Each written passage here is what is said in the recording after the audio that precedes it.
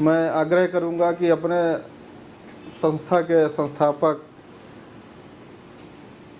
माननीय महाराज कबीर जी महाराज जी अपना उद्बोधन दें और हम सबका मार्गदर्शन करें, संस्था के उद्देश्यों से संस्था का परिचय कराएं, जिससे हम लोग अपने कार्य संस्था के कार्यों को समझ सकें और उस पर आगे कदम बढ़ा सकें, अपना कार्य कर सकें उद्देश्य को लेके, और संगठन का परिचय को लेके एक सारांश या उसका संक्षिप्त स्वरूप हम सबको बताएं और मार्गदर्शन करें। महाराज जी कबीर जी महाराज। सबसे पहले तो जितने लोग हैं यहाँ पे, जो भी आए हो आप, बहुत शॉर्ट नोटिस पे सबके साथ बात हुई कि हमें एक कार्यक्रम करना है, एक नए उद्देश्य के साथ काम शुरू करना है और कुछ ऐसी गतिविधि करनी है जो शायद अभी आपको पता नहीं है। हैप्पी आए हैं तो हैप्पी को पता नहीं कि मैं किस लिए आया हूँ, उद्देश्य आए हैं तो पता नहीं था किस लिए आए हैं, लेकिन कैमरे का प्रभार मिल गया है ना प्रवीण जी। तो हम सबको नहीं जानकारी है कि हम किस लक्ष्य की तरफ बढ़ना चाह रहे हैं, लेकिन आपके जब बड़े भाइयों ने आपको इंगित किया, इशारा किया, निवेदन किया आप सबसे, तो आप लोग आए। तो सबसे पहले तो आने के लिए, अपने बड़ों के लिए इतना उत्तरदायित्व निभाने के लिए कि उनकी बात को सुन के आप किसी ऐसे मंच पे अपना समय स्पेयर कर रहे हैं, थोड़ा सा भी टाइम इन्वेस्ट करना, क्योंकि टाइम ही तो है हमारे पास, अल्टीमेटली कुछ और तो है नहीं। तो इस ऊर्जा के लिए और इस नए आह्वान के लिए, आगमन के लिए, हम सभी जो बैठे हैं यहाँ पे, इन सब की ऊर्जा को और थोड़ा सा ऊपर उठाने के लिए एक बार मैं चाहता हूँ कि हम लोग थोड़ा सा अपने दोनों हाथों को जोड़ के एक बार ताली से स्टार्टिंग करें।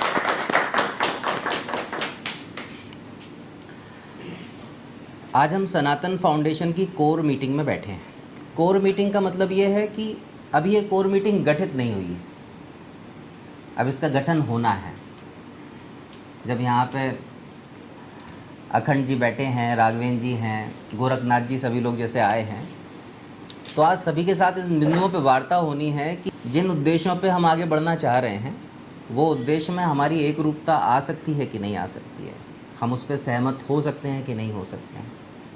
अब हमें ये समझना है कि क्या हम सब कुछ ऐसी जिम्मेदारियों को वहन करने के लिए तैयार हैं जो पूरी ज़मीन से जुड़ी हुई हैं। हम कुछ ऐसी संरचना पे काम कर सकते हैं जो हमारे जीवन को और ज़्यादा व्यापक बना सकती है, क्योंकि अल्टीमेटली हम सब के पैदा होने का एक ही पर्पज़ है कि हम जिस भी स्थिति में जब भी थे, उस स्थिति से एक कदम आगे बढ़ना चाहते हैं।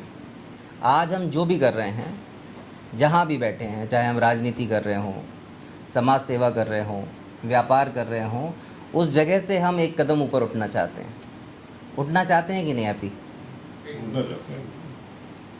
अगर ये उठना जो हमारा है, ये पूरे समाज के साथ है या हमारा व्यक्तिगत है, दोनों में कौन सा उठना सही होगा? ऐसा उठना सही होगा जहाँ पे समाज के, संस्कृति के मूल्यों को लेके हम आगे बढ़ें, या ऐसा उठना सही होगा कि समाज को भूल के, परिवार को भूल के, अपने आसपास के वातावरण को भूल के उठें? तो कौन सा उठना सही होगा? समाज के साथ, संस्कृति के साथ, वातावरण के साथ, प्रकृति के साथ, है ना। सनातन फाउंडेशन के बारे में जब हम लोगों ने काम करना शुरू किया तो बहुत सारी चीज़ें हमें पता लगी कि समाज में बहुत बड़े लेवल पे अनइवननेस क्रिएट हो गया है, एक अनबैलेंस क्रिएट हो गया है, एक क्लैरिटी का बहुत बड़ा अभाव है। जब ज़िंदगी में स्पष्टता नहीं होती तो बहुत बड़ी दुर्घटनाएं होनी शुरू हो जाती हैं। 7,600 बच्चे जो 15 साल के नीचे थे, उन्होंने आत्मदाह कर लिया, सुसाइड कर ली। ये आंकड़े वो हैं जो शायद आपको सर्वे रिपोर्ट्स के माध्यम से पता लगते हैं, लेकिन जो सर्वेज़ में पता नहीं लगते, वो मुझे लगता है ये आंकड़ा कहीं ज़्यादा है। 15 साल का बच्चा जिसके पास वाइब्रेंट एनर्जी है, जिसको दौड़ना चाहिए, खेलना चाहिए, ज़िंदगी के लिए उसका रवैया दूसरा होना चाहिए, वो सुसाइड कर रहा है। ये हमें बहुत प्रैक्टिकल लगता है आजकल के एनवायरनमेंट में। क्यों ऐसी घटनाएं हो रही हैं, किस तरफ दुनिया जा रही है? अगर हम आज अपनी आंखें नहीं खोलेंगे तो चाहे तुम्हारा कैरियर हो, चाहे तुम्हारा हो, चाहे तुम्हारा हो, चाहे हम सबका हो, वो कैरियर हमें ऐसी जगह ले जाके खड़ा कर देगा जहाँ पे हम सबको इस बारे में सोचना पड़ेगा कि सुसाइड कर लें। और आप बोलो या ना बोलो, आपकी ज़िंदगी में ऐसा मोमेंट ज़रूर आया होगा जब आपको ये लगा होगा कि ये ज़िंदगी किसी काम की नहीं है। ज़रूर आया होगा, ऐसा हो ही नहीं सकता, क्योंकि समाज इस तरीके से विकृत हो गया है। अब पूरी की पूरी सोसाइटी का जो स्ट्रक्चर है वो डैमेज है, अनइवन है, और टेक्नोलॉजी ने इस तरीके से ग्रिप कर ली है कि ये टेक्नोलॉजी आपको ऐसी जगह लेके जा रही है जहाँ पे आप देख ही नहीं पाओगे। आज हम सब बैठ के यहाँ पे बैठे हैं, जिस भी व्यवस्था में बैठे, हम सबके पास एक स्मार्टफ़ोन है। ये स्मार्टफ़ोन हमें इतना मजबूर कर दिया है कि जब भी इसमें एक छोटी सी घंटी बजे, अगर घंटी ना भी बजे तो लाइट भी जल गई तो आप जो कर रहे होते हो वो भूल जाते हो। आपकी ज़िंदगी के 6 से 7 घंटे, मतलब हर दिन में जो आपके पास 24 घंटे में से आप शायद 8 घंटे वर्किंग आवर्स मानते हो अपनी ज़िंदगी में, 8 घंटे में से 6-7 घंटे ये केवल आपको अंगूठा घिसने के लिए प्रेरित कर रहा है। अगर कोई बच्चा या हम 6-7 घंटे मोबाइल डिवाइस पर अंगूठा घिस रहे हैं तो हमारी क्रिएटिविटी कहाँ गई? है कोई क्रिएटिविटी उद्देश्य? जो हमारे पास समझ भी डेवलप हो रही है वो 30 सेकंड या 60 सेकंड की रील को देख के समझ हो रही है। आज आप अपने टीचर से, अपने मेंटर से, अपने पेरेंट्स से आर्गुमेंट करते हो इन्फॉर्मेशन के बेसिस पे कि हमें ये जानकारी है, आपको नहीं है। ये तो एक पक्ष है जो हमें विकृत कर रहा है कि हम बीइंग राइट पे ज़्यादा फोकस हो गए हैं कि हमें बस सही होना है, उस आर्गुमेंट को जीत लेना है। डूइंग राइट की टेंडेंसी हम सबके जीवन से पूरी तरीके से ख़त्म हो चुकी है, जड़ मूल से नष्ट हो चुकी है। और डूइंग राइट का एक ही सिद्धांत है कि आपको पता है कि फ़िटनेस अच्छी करने के लिए हमें अच्छा खाना और अच्छी एक्सरसाइज करना है, लेकिन बोलते बोलते, बार बार सुनते सुनते हमने मान लिया है कि हम अच्छा खा रहे हैं, अच्छा कर रहे हैं, लेकिन करने का कोई पर्पज़ नहीं है। जितनी भी बीमारियों का कारण है वो पता है कि हम जानते हैं, लेकिन हम करेंगे नहीं। तो इन्फॉर्मेशन को हमने कंज्यूम कर लिया है कि हम इंटेलिजेंट हैं। इन्फॉर्मेशन को आज के युवा ने मान लिया है कि वो सबसे ज़्यादा जानते हैं। लेकिन आने वाले भविष्य में 2-4 साल बाद अपनी ज़िंदगी देखो तो मशीन धीरे धीरे ऑटोमेशन की तरफ जा रही है। हर इंडस्ट्री ऑटोमेशन की तरफ जा रही है। जितना ऑटोमेशन का मतलब ये है कि अब ह्यूमंस की ज़रूरत नहीं है। जितना आर्टिफिशियल इंटेलिजेंस इवॉल्व होगी उतना ही ह्यूमन लेस इन्वायरमेंट हो जाएगा। आज के समय में ऐसा कोई व्यापार नहीं है। आप अगर प्रेस रिपोर्टिंग करते हैं, कल के दिन ये पूरा का पूरा सिस्टम ऑटोमेटेड होने वाला है। आज आप अगर न्यूज़ एआई से जनरेट करते हो तो दूसरा एआई उसको बोलता है कि ये एआई जनरेटेड है, फिर तीसरा एआई उसको ह्यूमन में कन्वर्ट करता है। मेरी बात समझ रहे हैं आप? कि आप जब कुछ भी लिख रहे हैं तो उसको एआई ही बता रहा है कि आपने गलत लिखा है कि सही लिखा है, वही उसको सही कर रहा है। मतलब आपकी कोई यूटिलिटी नहीं, आपने बस बोला कि मुझे ये चाहिए और उसने उपलब्ध करा दिया आपको। ये केवल लिखने पढ़ने की बात नहीं है। हमारी आने वाली जनरेशन क्या बनेगी, हम क्या बनाना चाहते हैं अपने बच्चों को? Doctor, engineer, scientist, technician, software engineer, developer, dancer, singer, ये सारे काम मशीन आज हम सबसे बेहतर कर सकती है। आज, और आज की मशीन जो है वो 10 साल में नहीं सीखती है। आज की मशीन हर रोज़ सीखती है। आज का एनवायरनमेंट, जितना भी हम यहाँ पे बात कर रहे हैं, बैठे हैं, हमारे मोबाइल फ़ोन की लोकेशन, हमारी टेंडेंसी, उसके साथ हम जो बात कर रहे हैं वो मशीन सीख रही है। वो हमसे बेहतर हमारे बारे में परिचय दे सकती है, हमसे बेहतर हमारी रिक्वायरमेंट के बारे में हमें जानकारी दे सकती है। वो आपको ट्रिगर कर सकती है कि आपको क्या पहनना है, क्या सोचना है, क्या करना है, वो मशीन आपको बताएगी।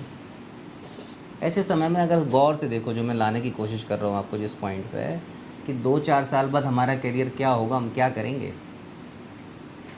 हमारा तो छोड़ो, जैसे निकल गया, चलो 40, 45, 50, 55 साल की एज में हम आ गए, निकल जाएगा। आने वाली जनरेशन क्या करेगी? अभी जो आंकड़े आए हैं, 7600 बच्चे आपने सुने हैं, ये 7600 नहीं, फिर 76 लाख हो जाएंगे, 76 करोड़ हो जाएंगे। दे विल सुसाइड, उनके पास कुछ बचेगा ही नहीं करने के लिए। They know everything.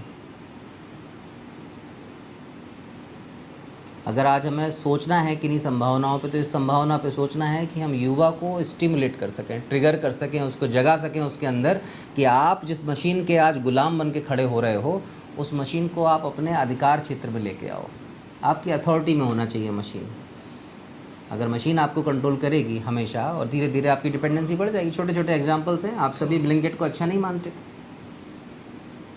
थे। ब्लिंकिट जब आया बोले कौन जाए दुकान पे, हम चले जाएंगे।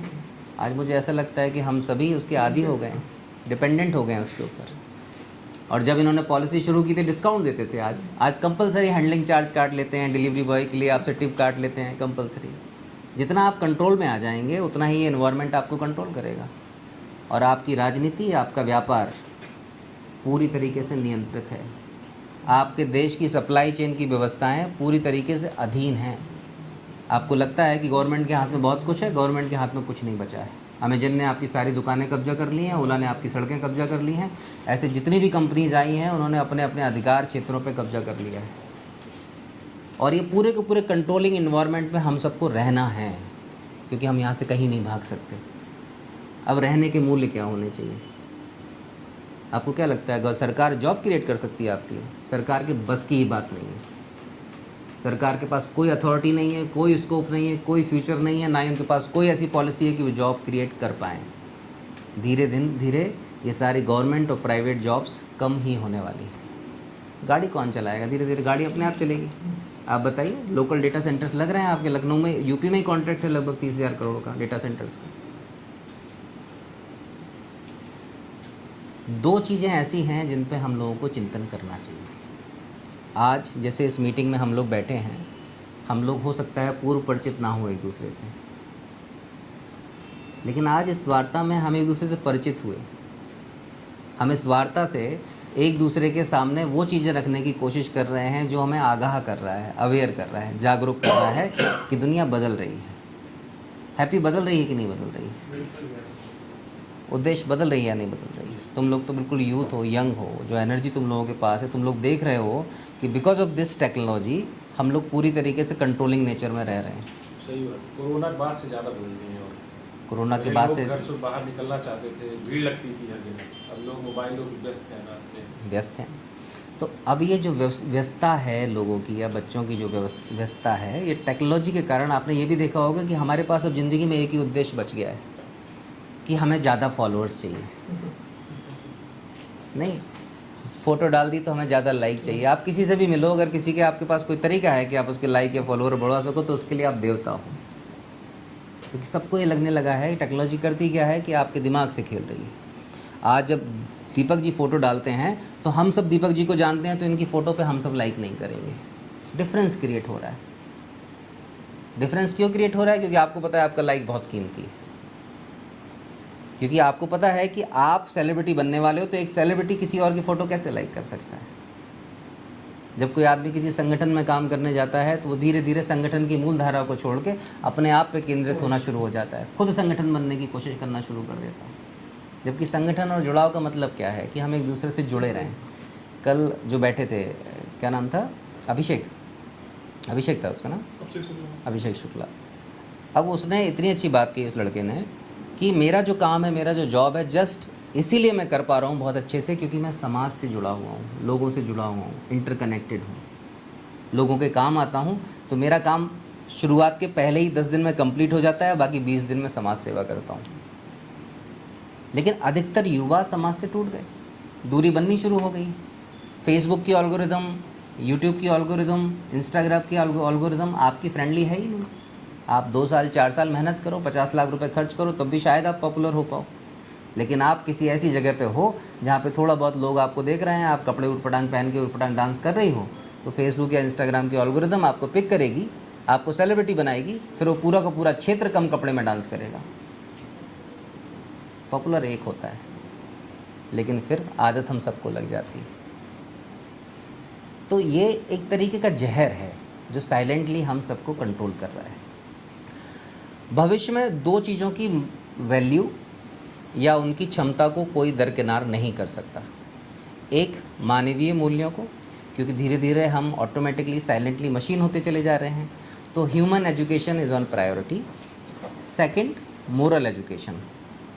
मोरल एजुकेशन का मतलब क्या है कि जो तुम लोगों से छोटे लोग हैं, जो तुम्हारी जनरेशन आने वाली, जिसको हम जेन जी बोल रहे हैं, जेन एक्स बोल रहे हैं, छोटी जनरेशन है।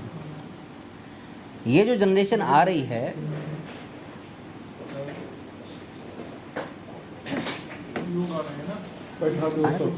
सोफे खा अपने हिसाब से आप लोग ये जो अब पीढ़ी आ रही है आने वाले समय में, ये पीढ़ी के पास क्लैरिटी बिल्कुल नहीं है, क्योंकि इनके पास श्रृंखला से टूटने का बहुत लंबा एक्सपीरियंस है। हम सब सनातन संस्कार की बात करते हैं, हम सब के घरों में भी अब संस्कार नहीं होते। हम सब खुद अपने आप को हिंदू कहने में भी घबराने लगे। हम सब अपनी संस्कृति के जो मायने हैं उनको कैरी करने में हमें शर्म आती। हमें टीका लगाने में शर्म आती है, हमें चोटी लगाने में चोटी बढ़ाने में शर्म आती है, जनेऊ पहनने में शर्म आती है, जो भारतीय वस्त्र हैं उनको पहनने में हमें शर्म आती है, जबकि वो मोस्ट कंफर्टेबल और मोस्ट साइंटिफिक नेचर है उनका। ये जो आधारभूत समझ है, फंडामेंटल समझ है, अगर हैप्पी के पास जिम्मेदारी हो कि उसके आसपास के बच्चे बिगड़ रहे हों, बिगड़ते हुए देख रहे हों, और हैप्पी अपने दिमाग में अपने आप को एक स्तर पर डेवलप कर लें, विकसित कर लें कि ये जो बच्चे हैं ना, मेरा उत्तरदायित्व है कि इन सबको मैं दिशा तो दे के रहूँगा। जो क्लैरिटी मैं अपने जीवन में डेवलप कर रहा हूँ, काम करके, मेहनत करके, लोगों के बीच जाके, आसपास के इन्वायरमेंट को देख के, मैं अपने जूनियर्स को ये क्लैरिटी इंस्टिगेट करूँगा, उनको ट्रिगर करूँगा। अगर हैप्पी अपने पूरे के पूरे जीवन काल में या पढ़ाई के दौरान कुछ बच्चों को भी मार्गदर्शन कर पाए तो तुम्हारी ज़िंदगी तुम्हें सार्थक लगेगी या नहीं लगेगी? अगर यही हम उनको देख रहे हैं कि गलत कर रहे हैं, हम देख रहे हैं कि हम इनको इंस्पायर कर सकते हैं, क्योंकि इन्फॉर्मेशन तो, जानकारी तो उनके पास हमसे ज़्यादा है, लेकिन वो इंस्पायर तभी होंगे जब वो हमारे कैरेक्टर में इसकी झलक देखेंगे। People are not inspired by the words, they are inspired by the actions only. आज हम सबको अपने एक्शंस में वो आज हम सबको इस समझ को अपने एक्शंस में ट्रांसलेट करने की ज़रूरत है।